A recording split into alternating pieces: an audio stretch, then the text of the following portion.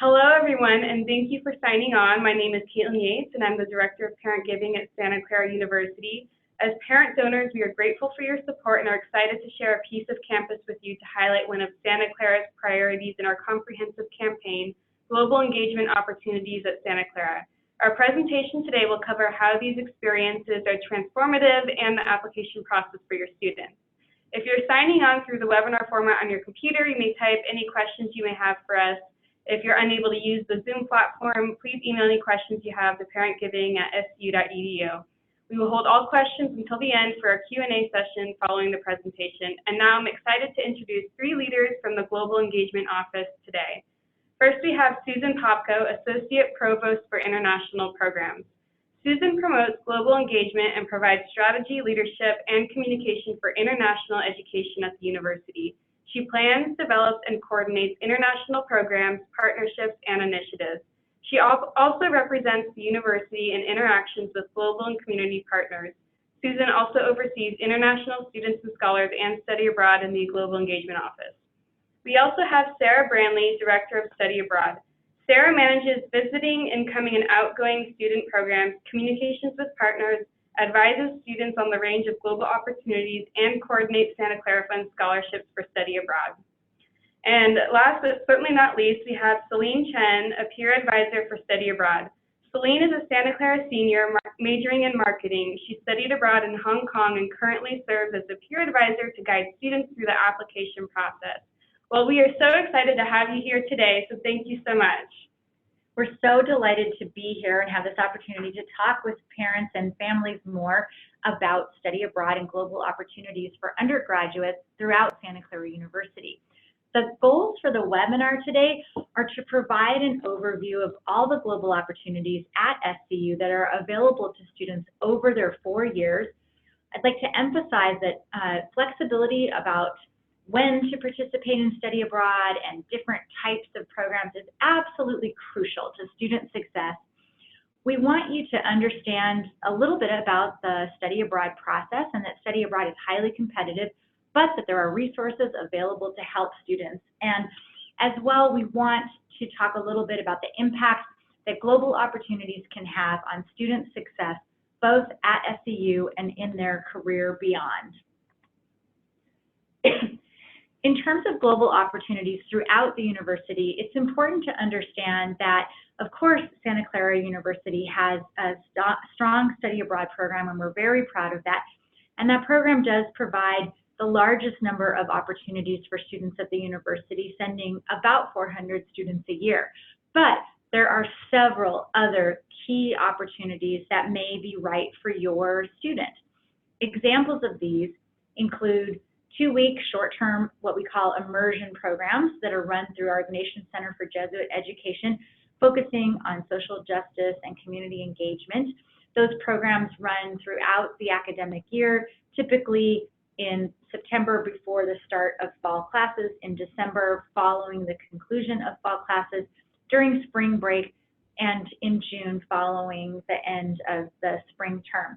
Those programs are available to students as early as their first year. And so it's important that students begin to plan early to consider that as a possibility. Also through the Ignatian Center for Jesuit Education is the Donovan Fellowship Program. This program provides 4 to 6 week community placements, non-academic internships for students in companies and nonprofit organizations around the world. Those programs take place during the summer, and students are eligible for those as soon as the summer after their first year. In addition to that, we have 2 Global Fellows programs. One is run through the Levy School of Business that offers 5-week internships, typically during the summer for students after their sophomore or junior years, and another 5-week internship program, Global Fellows program, through the Miller Center, which likewise offers 5-week internships for about 17 students in the summer after their junior year specifically. We also have 2 to 4 week long programs run through the Center for Student Leadership, and those programs range from Engineers Without Borders to other community-based programs that allow students an opportunity to engage with nonprofit organizations or combine their academic internships with a work opportunity. There are also 2-week programs available through the Center for Food Innovation and Entrepreneurship, and those programs are available to students typically in the sophomore and junior year. Those are for students interested in food issues, sustainability, and similar interests. And then we have the semester and quarter and summer academic programs through the Study Abroad Office. Those programs all offer academic credit, and they are a duration typically as short as 8 weeks in the summer to 15 weeks for a semester program. So when students are thinking about what opportunities are available at Santa Clara University, it's important for them to think about 2 things. One, what is their ideal combination of global experiences that they would like to have to complement their major or their minor, and what is most important to them. Thinking about priorities will help students be flexible and submit the most compelling applications for these different programs. I wanted to touch base on the impact of study abroad and understand a little bit about why Santa Clara prioritizes study abroad for its students and why it's such an important part of our university. We know that students who study abroad learn how to function in an ever more diverse, increasingly dependent global world, and that this will be an opportunity for students to learn skills that will serve them throughout their lifetime.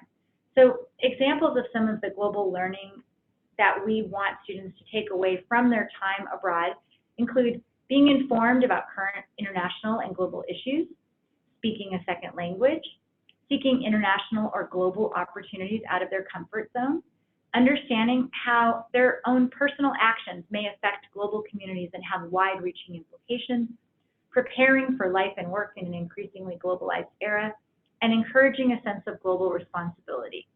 So when we think about our goals for what we want students to achieve, those global learning goals are at the forefront of our desires.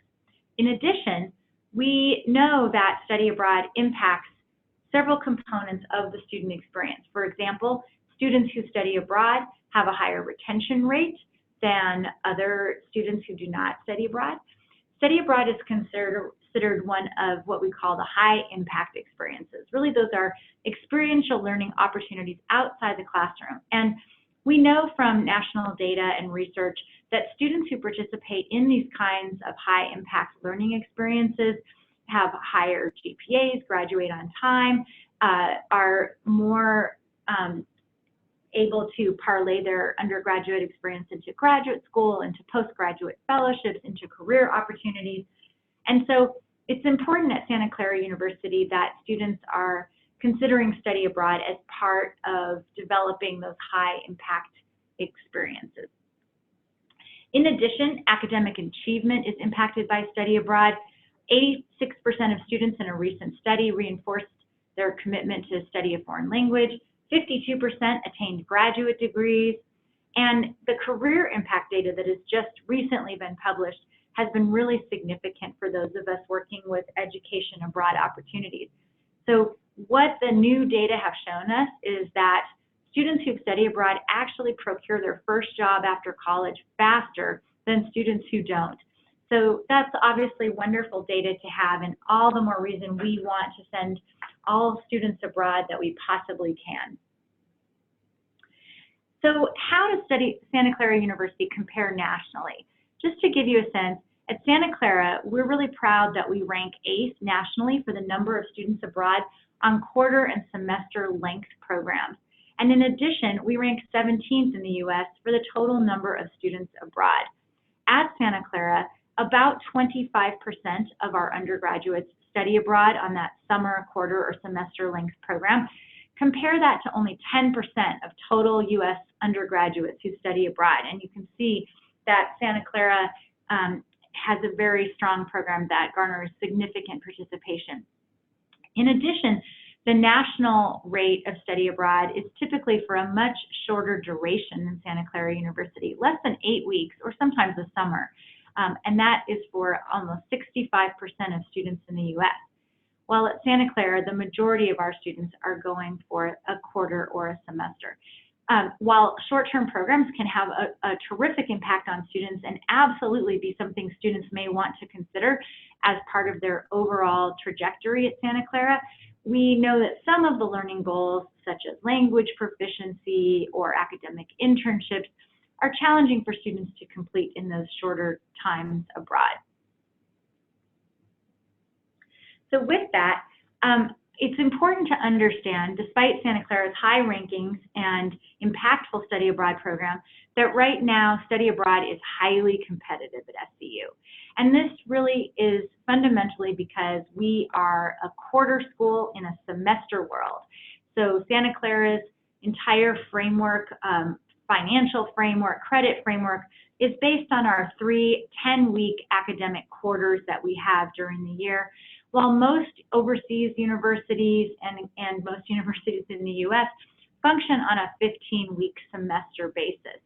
This means that when Santa Clara students who are accustomed to studying on campus in a 4-week term go abroad, they typically will go abroad for a 15-week semester, and there are increased costs associated with that.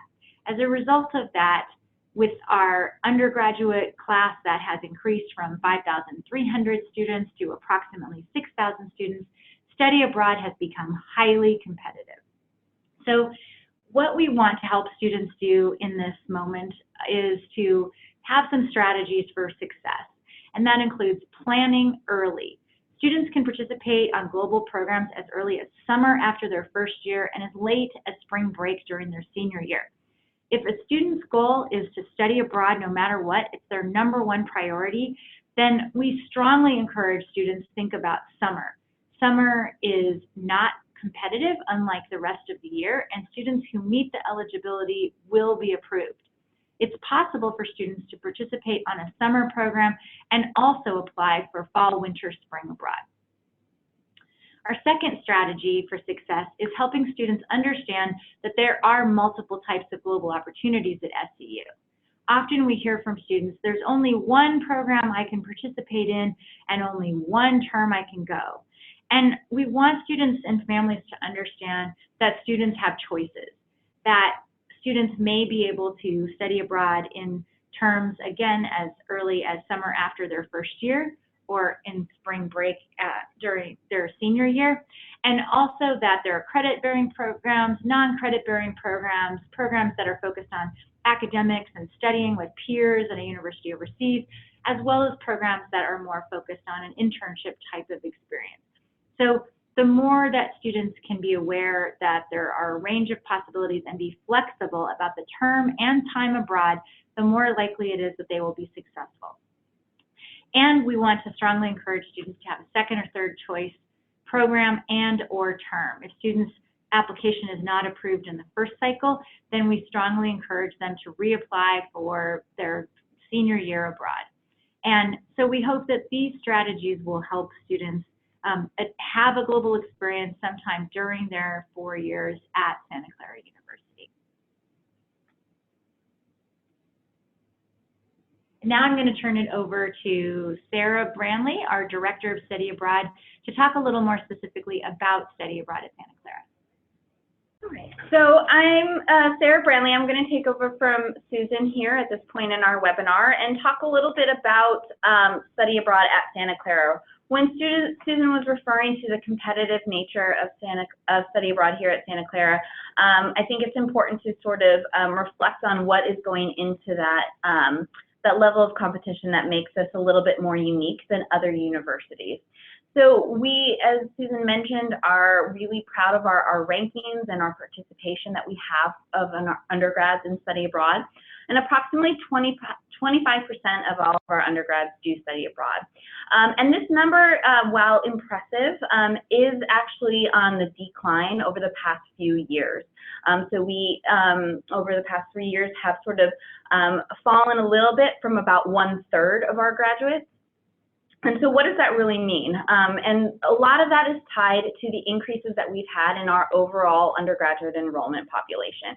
So as our undergraduate enrollment population has increased, our study abroad budget has not. And so the numbers of students that we are supporting is also on the rise.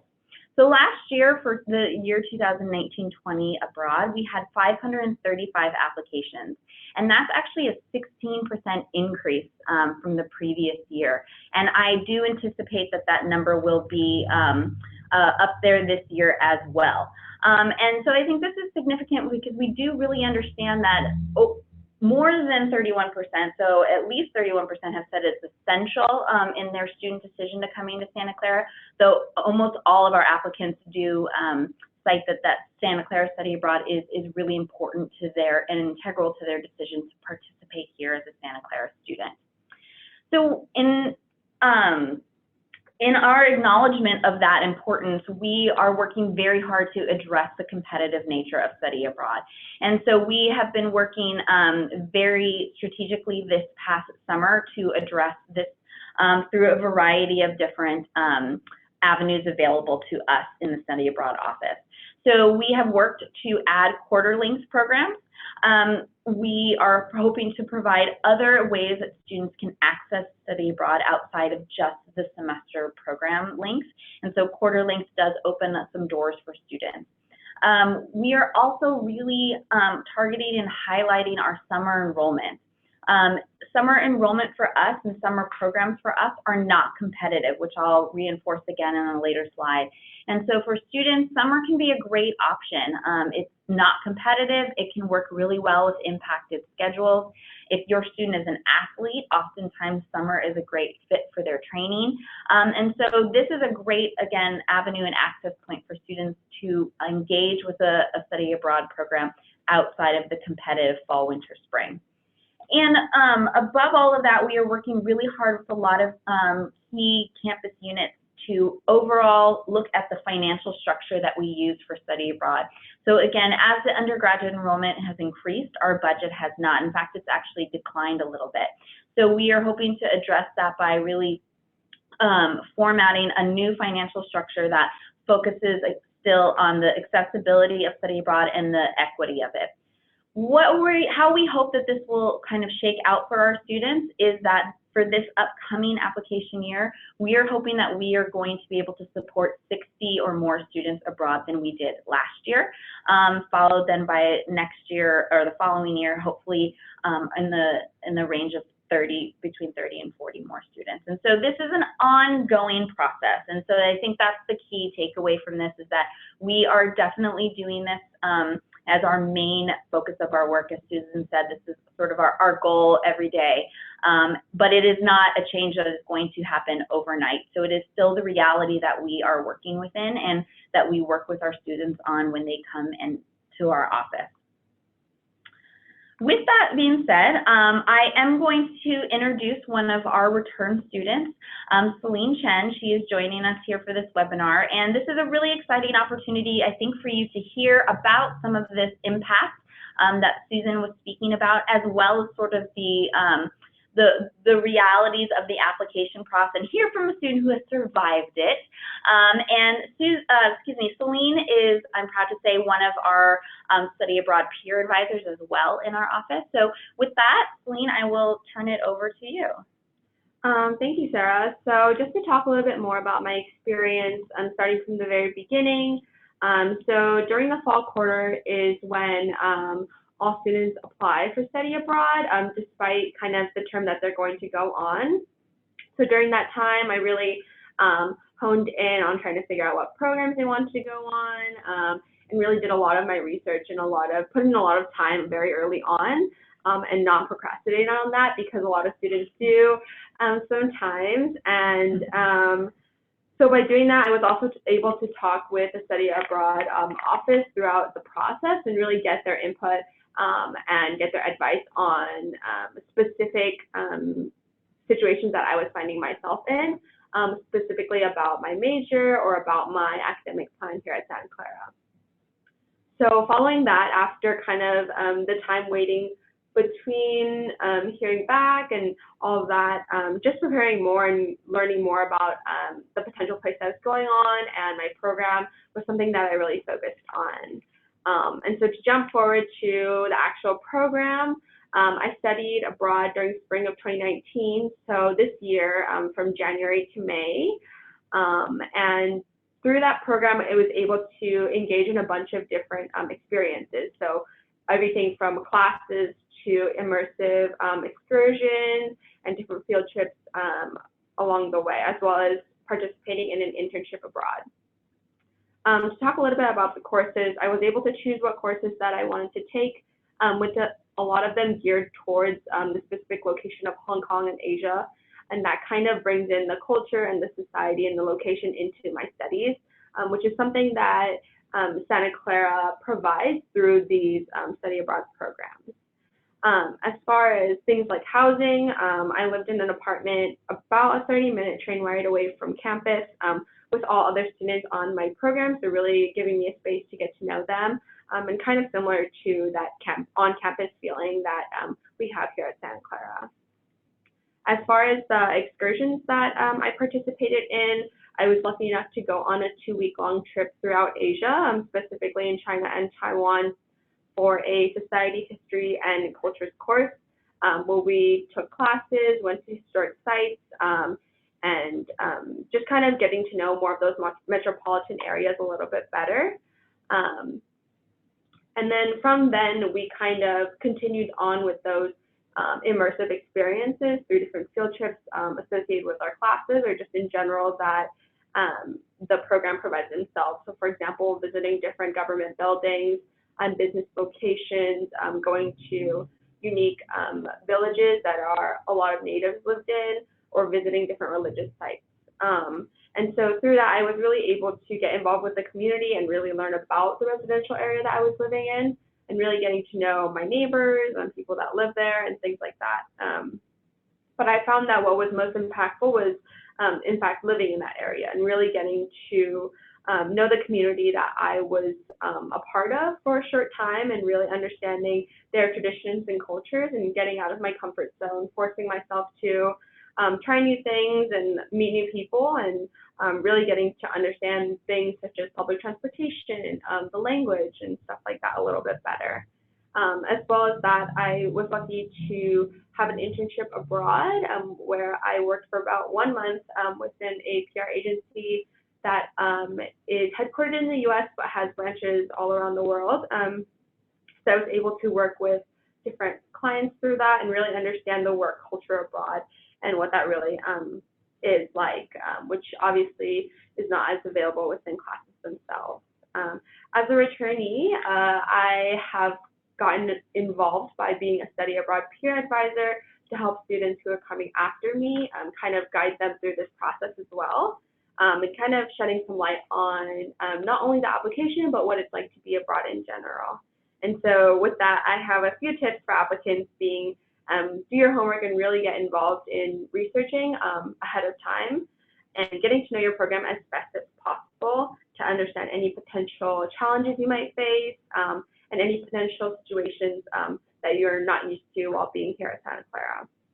And so with that, I'll turn it back to Sarah. Thank you. If anyone has questions for Celine, we invite you to share them as well with our webinar host. So going off of what Celine said, we do have some application tips that we really want you to stress to your students, and that we do talk with them about throughout this process. So one of the key goals for students is to really make a strong academic connection to their program. So this would be done through finding programs that support their major, their minor, their core requirements. So the goal should not be where students want to travel or visit. We really talk a lot about how at Study Abroad here at Santa Clara, it's about what you do, not where you go. So really continue that line of thinking to encourage students to seek out less impacted or quote unquote popular programs. There are certain programs on campus that students have a lot of familiarity with, or they're in very popular locations. They are not necessarily better than any other programs that we have. And so it's really important, because we don't want students to all apply for one program and reach the capacity of those programs, to consider outside of the key areas of Milan, Barcelona, Paris, London, Sevilla, and even perhaps Belgium in some years. We expect students students to meet or exceed the application criteria. So there are basic eligibility requirements, of course, but meeting those eligibility requirements does not guarantee that students will be selected for study abroad. There is application criteria posted on our website that we cover with students in our 101 and our meetings that our application review committee, which we'll discuss in the later slide, are looking for. And so it's students' job as they are building their application to really understand that criteria and how it is applicable to them in particular and their specific program selection. We encourage students to use our rubric that we offer for our review committee. We have a policy here in our office that we strive for transparency as much as we possibly can. And this rubric that our committee members are using to score is exactly what students are able to use. So it's sort of their cheat sheet, and we encourage students to have that available to them. So again, they know exactly what it is that we are looking for. We really want to hammer home that flexibility is the key for making this experience sort of as anxiety-free as possible. If you keep that motto in your head of it's not what you, or excuse me, it's not where you go, it's what you do, that really opens up a broad variety of locations, of programs. And so as we work with students and you talk with your students, we really want to get at the heart of what are their goals, what are they hoping to get out of study abroad beyond just location. So are they interested in doing an internship like Celine did? Are they hoping to have a very immersive experience? Are they hoping to, really take classes for a major and a minor or a double major? And so by knowing what those goals are really allows us to help them find a program that is going to be their best fit. And finally, consider studying abroad in the summer. As we mentioned earlier, summer is not competitive, and so this is a great sort of easy access point to study abroad if the competition is something that students just don't want to grapple with. So an overview of our application process, our applications are due January 6th at 11:59 p.m. Pacific Standard Time. And we are very specific about that because our system shuts down at that exact time. And so if students are traveling, if they are not available at that exact time, they are going to miss out. And so of course, as much as we can, and we encourage you as well to work with your students to have them apply as soon as possible. Applications are not accepted on a rolling basis, so submitting it now versus a little bit closer to the deadline is not going to affect their chances of being nominated. So acceptance to study abroad is a two-part process.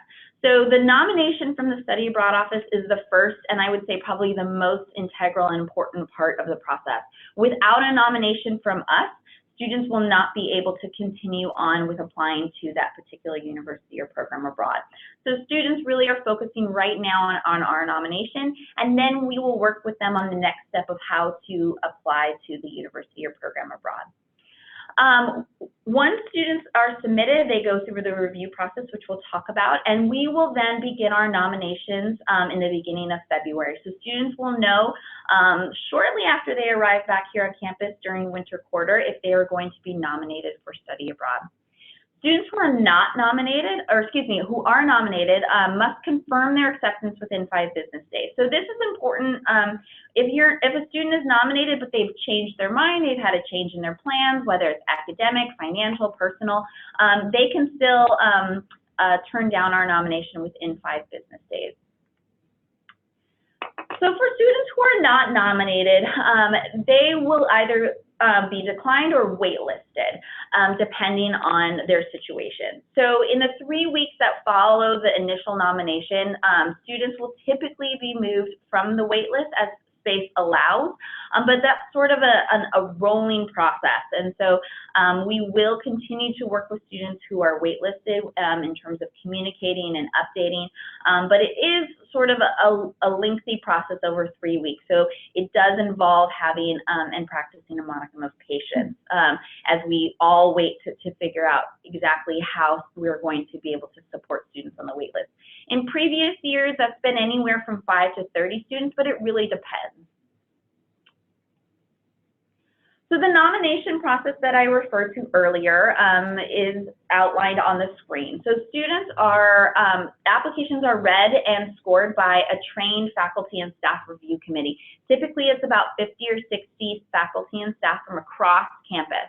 And so they are trained utilizing that rubric that students have access to, and each application will receive a score. And from there, we rank applications based on their score. So in the example, if we have 450 applications, we will have rankings from 1 down to 450. And then our job is to start at the very top with the budget that we have been provided by the university, and we will go down the line and nominate as many students as that budget allows for. So when that budget is expended, applications that fall below that cutoff point will then be moved to the waitlist or be declined. So what happens if your student is waitlisted or declined? So if they are offered a place on the waitlist, we definitely encourage students to take it because again, they will still be able to have choice once they are moved from their waitlist, hopefully. But it is again a long process, so please be patient. There are sometimes several rounds of waitlists, and so it's very possible that if a student is not moved immediately, they still very well could be within the 3 weeks. Right now, one thing that they can do to prepare for this potential possibility is really selecting a second fall, winter, or spring choice, program choice, or a third choice summer in their initial application. So as they are filling out their initial applications right now, there will be questions to prompt them to do this. And we really say to students, even if you are dead set on your first choice, be sure to include a second choice or a third choice summer so that we are able to work with you if we can. So selecting a second choice fall, winter, spring program doesn't guarantee their placement, but if they do choose a third choice summer program, that is guaranteed as long as they've met the basic eligibility requirements for summer.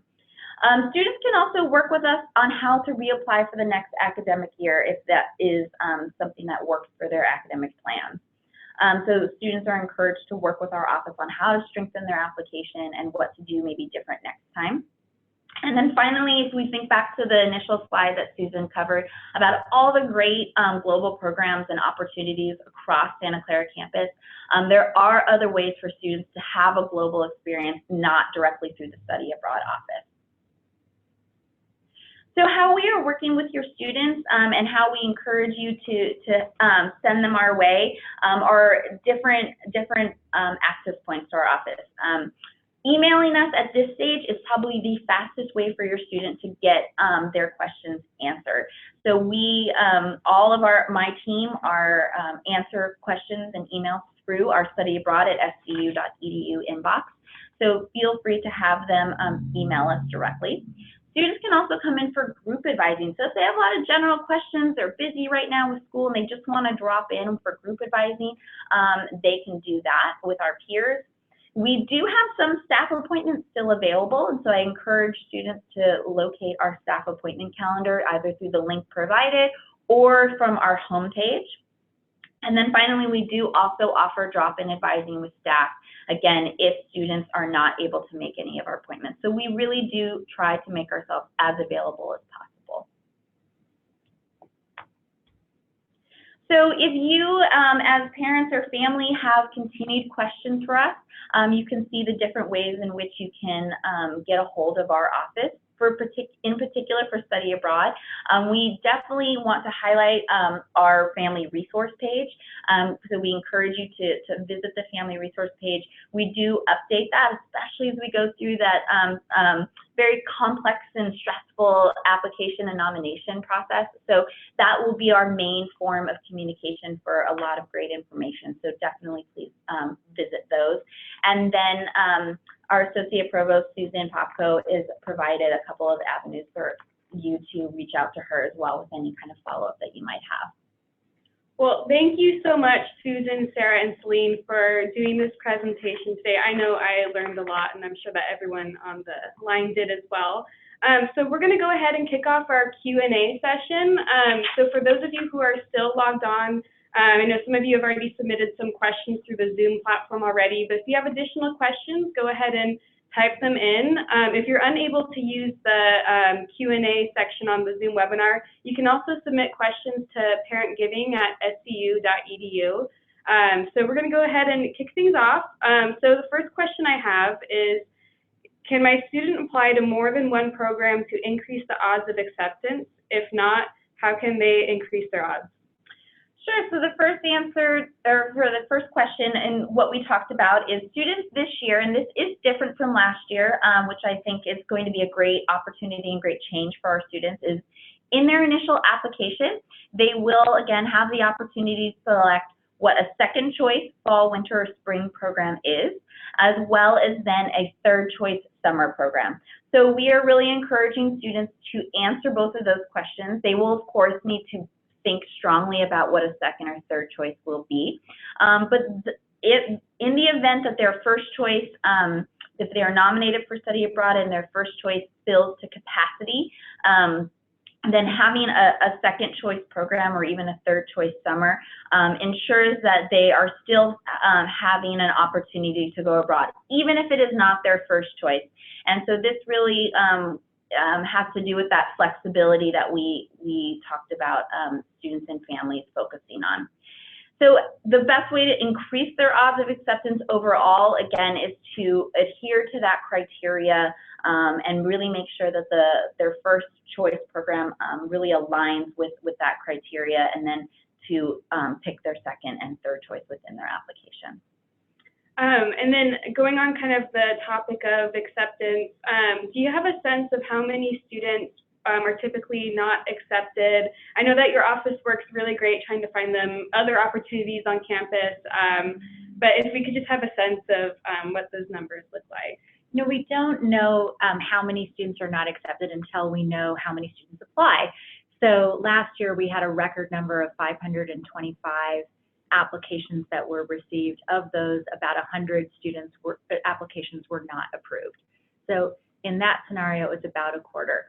As Sarah mentioned, the undergraduate student population at Santa Clara University has been growing from 5,300 to 6,000 students. And so obviously the proportion of students seeking global opportunities continues to stay at least the same or increase. And so we expect that we will have at least 525 applications again this year. And as Sarah mentioned, to reiterate, we project that with the changes that we hope will go through, we will be able to offer places to about another 60 students beyond the number that we provided opportunities for last year. Thank you. So circling back to the application process and being nominated, just to confirm, the applicants are nominated based on the application they put together, not the nomination first, correct? Sorry, could you clarify that? So do students need to be nominated by somebody in order to apply, or do they complete their application and then they're nominated based on the application that they submit? So students will fill out our Santa Clara Study Abroad application. That is submitted to us, and then that is reviewed by the review committee. And then we utilize the rankings and review from the review committee to then make our nominations. So students must have that nomination before they then go on to apply for the study abroad program itself.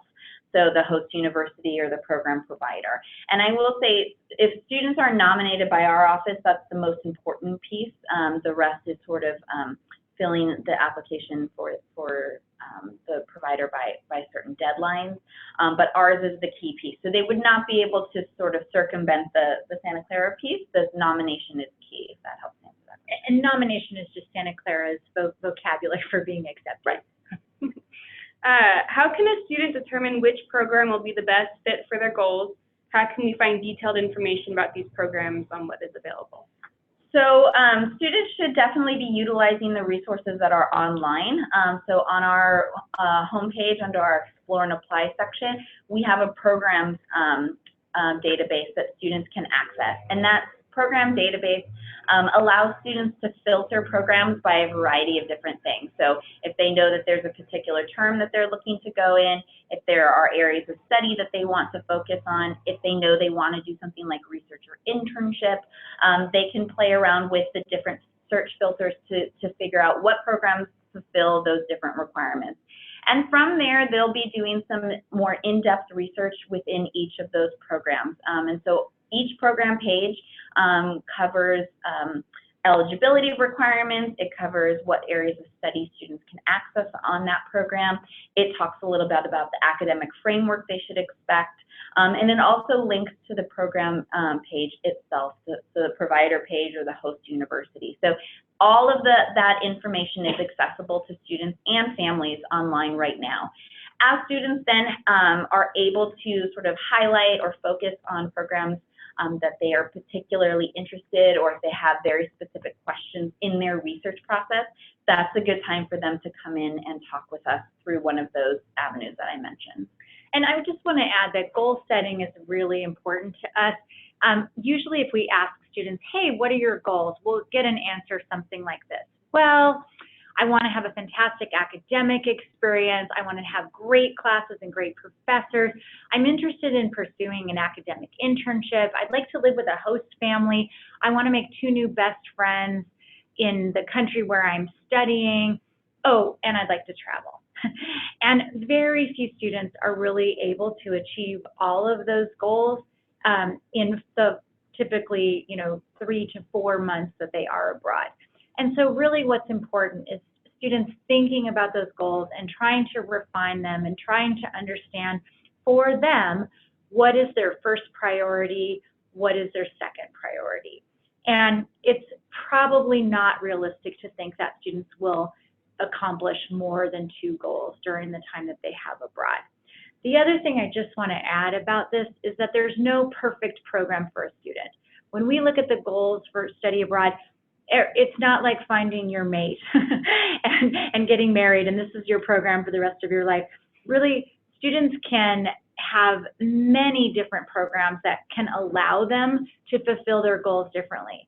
And all programs do is provide a framework to help students make some goals easier to accomplish or some goals a little more challenging. So it's important that students understand that there are probably multiple programs on which they can fulfill their goals and be highly successful. So as they're thinking about this, there's a lot of reflection that we encourage as part of the process. How many programs are semesters versus quarters? And when the terms are different, so let's say a student selects a semester program, for example, which doesn't align to our quarter system, how do course credits work and how should students plan for this scheduling-wise? Sure. So as I mentioned, one of the ways in which we are trying to combat the competitive nature of study abroad is bringing on more quarter programs. This can be a challenge for us as we are a quarter school in sort of a semester world. So the majority of our programs do continue to be semester-length programs. However, this year we are excited to offer 6 quarter-length programs, both within the fall, the winter, as well as the spring. And so for quarter programs, it's very similar to our quarter program here at Santa Clara. Students are operating within a calendar that fits ours here at Santa Clara. They're taking roughly the same amount of classes and credits that they would be used to here at Santa Clara. And they will, if they go in, for example, in the winter quarter, they'll be here during the fall, and then they'll be returned to Santa Clara in time for the spring. Semesters do work a little bit different. Typically, fall semester programs align with our campus calendar in that students are absent from campus for the fall quarter. And spring semester, for the most part, overlap with our winter and spring quarters. So traditionally, students have gone on fall semester programs because that typically aligns best with our fall quarter. However, there are students that, depending on their academic planning, can make spring semesters a possibility for them.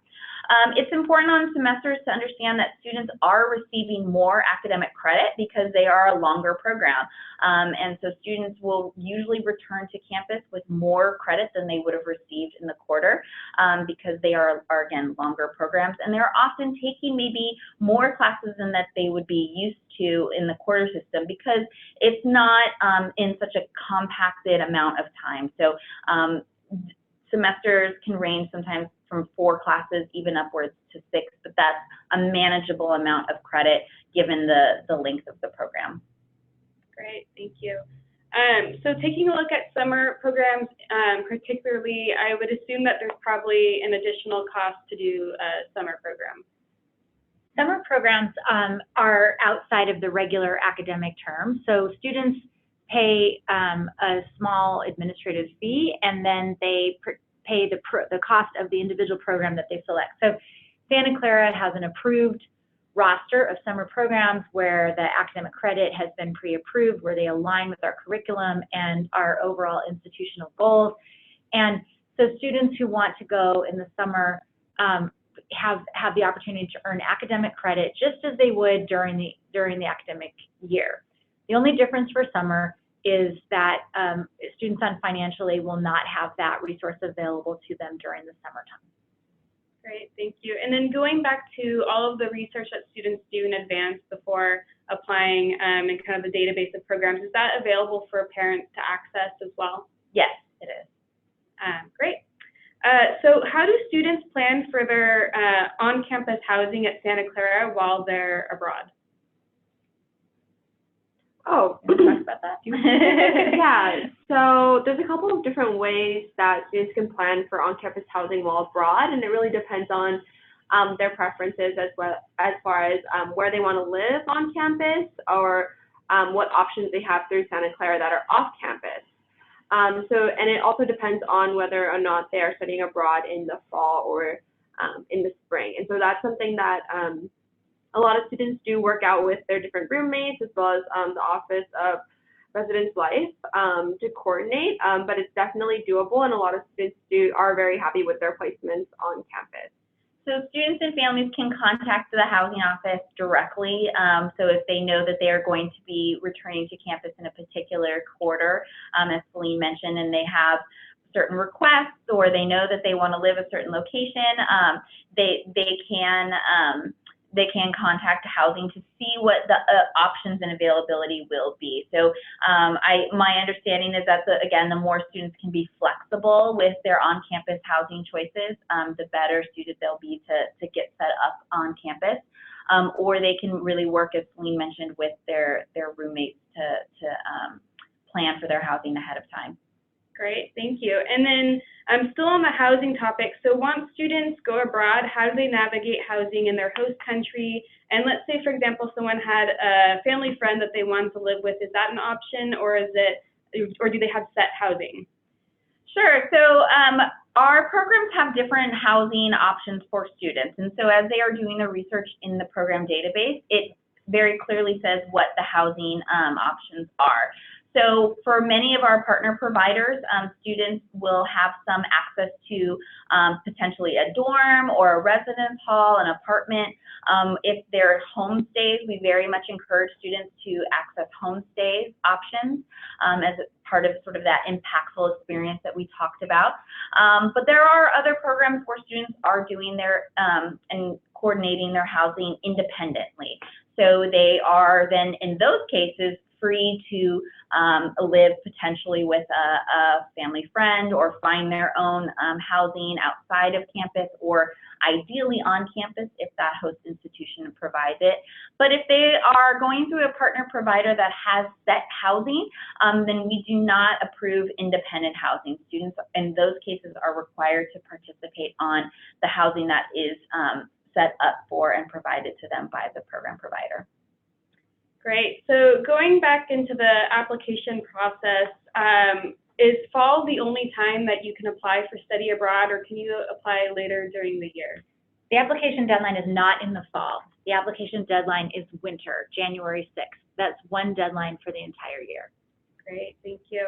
And then first-year students, are they eligible to apply this year to study abroad during their sophomore year, or is it only for upperclassmen?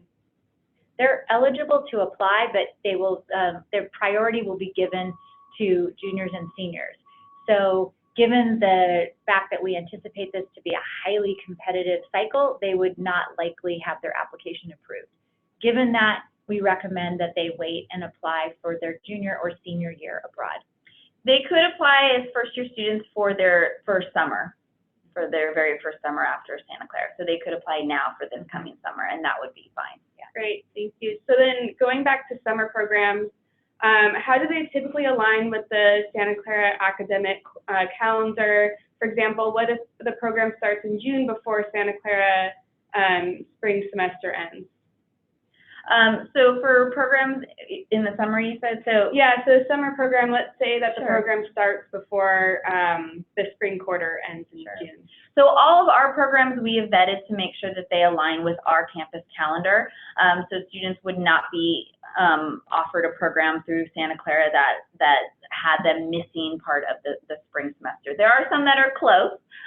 So because we, again, being a quarter school in a semester world, that is a challenge that we face. But all of the options that they find in the database should align with our campus calendar.